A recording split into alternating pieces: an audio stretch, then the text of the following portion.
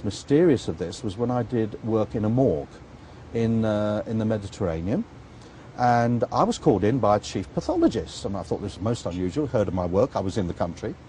And he said, would you mind coming to my establishment and using your apparatus to scan round and look for anomalies? I said, well, this is a very open-minded scientist. I asked him on the phone, I said, well, thank you, Professor, but may I say, what made you think of this? Why am I to do it? He said, because of an experience I had some years ago. He was working on an autopsy of a young girl, an unfortunate victim of a road traffic accident. And he worked to the early hours of the morning so that the report could be in for the coroner the next day. I do believe that pathologists do it here in America too, unfortunately. Young people who don't wear motorcycle helmets, please do, because there's so many premature deaths that happen because of it. I've seen it here in Colorado, young people going around with no helmets, but that's just my... I'm a father. I like to see young people safe. But anyway, they're very precious, and this girl, unfortunately, came to an unnatural end. And he's doing what he's supposed to do with the autopsy, and suddenly gets the feeling of being watched. He knew he was alone in the autopsy room. He'd sent all his staff home much earlier, because he was the one that works the early hours. And he looked up from what he was doing at the foot of the bench, and there was stood a girl looking horrified, well, look horror on her face, all dressed in white. And he said, your face is familiar. He thought she had escaped from the adjacent wing of the hospital. It was a psychiatric wing. And he thought she was a psych patient and that he'd have to call security. And he suddenly realised, he looked down at the mortuary table and it was the same face. As he realised that in horror himself, the girl manifestation disappeared. On the subject of the beingness of our beings and being able to validate this with your technology, you and Dr. Daly are headed right after this interview to, by request of a family, to, I assume, take images, yes. Images of the comatose patient to We see are whether indeed. they've really departed or not. Can you talk about that phenomenon? Well, obviously not personally about this particular case, but No, in but general, in general. with comatose victims, they are either in a persistent vegetative state, deep coma, or they are coming in and out of consciousness. Now, sometimes that is the body's way of recovering from a very deep trauma. And the mind takes a vacation from the brain and the body because there's been so much trauma. There's so much you can take, the nervous system. So it shuts down for a while and then comes back and consciousness returns and people return, hopefully, with all their functions.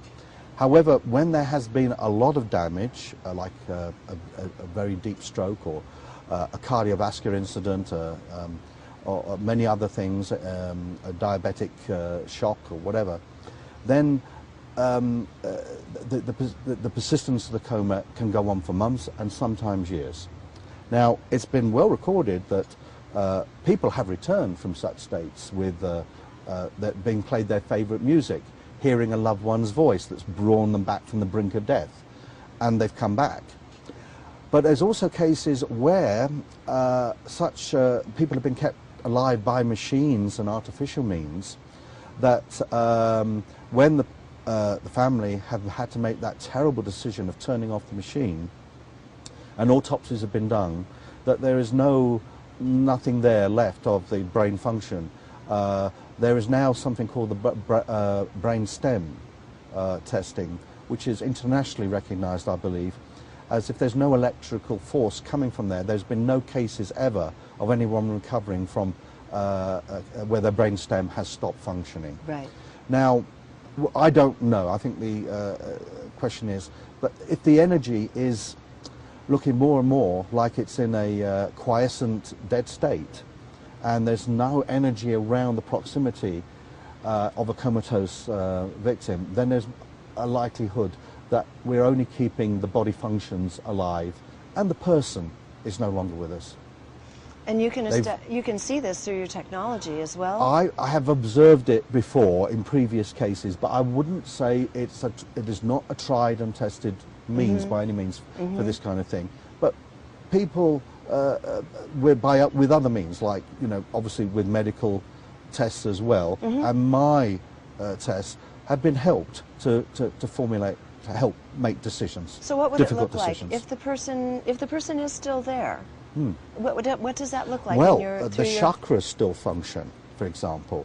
The meridians are flowing. All this we can actually see. We can look for active acupuncture points. This I was able to do in mainland China, 2001, when I was out there. Yes, I wanted to get I to have that. visiting Fabulous. professor of medicine status for that wonderful country. And it was wonderful in China because we both had traditional doctors and doctors that were also trained in their traditional medicine, who were coming up to congratulate me and saying that they were seeing for the first time things they'd only seen in their books. Yes. of acupuncture, meridians, and the flow of what they call the qi, or the life force, through these points. Your images are absolutely amazing, Thank showing you. the energy flowing. Yes, indeed. I feel that we have validated the understandings and the knowledge of these ancient peoples from China and India, because we see the chakras too, and they work together in us. And with those two ancient peoples, who thousands of years ago observed these forces within us, man hasn't changed very much since that time, Right. apart from pollution of the planet and perhaps pollution of himself with negative things around him. Yeah, and you can actually watch this the vital flow through the body. And In real yesterday time. I was watching you in real time. Yes. And you had Dr. Daly using his amazing abilities as a Reiki master, as Correct. well as being an MD, working on somebody who had been out of balance or in pain. In fact, a few of them. And you can watch through your technology the body's actually coming back into harmony and balance, simply through intention. I've seen it hundreds and hundreds of times, but I never take it for granted. It's a wonderful thing to observe, where we talk about harmony and balance of energy, but to actually see it occur from a disharmonious state, or can I use the classic word of dis-ease as opposed to ease? Yes. Dis-ease is a word that only means out of balance. And originally, in ancient times, it meant out of humour, out of balance with one's energies and one's components. And when you're in ease, you're in balance. And any good physician, doctors, therapist is always trying to do, healer, is to get someone back to their normal balance. And that is what we want to achieve.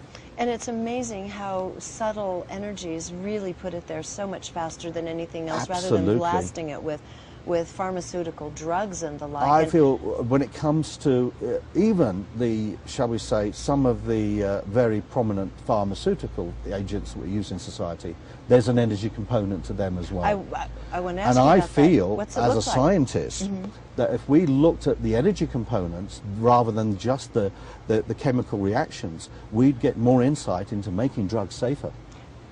Give us an example of exactly that. Well, for example, I did an experiment where if you use aspirin, salicylic acid to scientists, okay, and you give it to a human being, okay, you'll see an energy invitation that suddenly appears in the stomach area.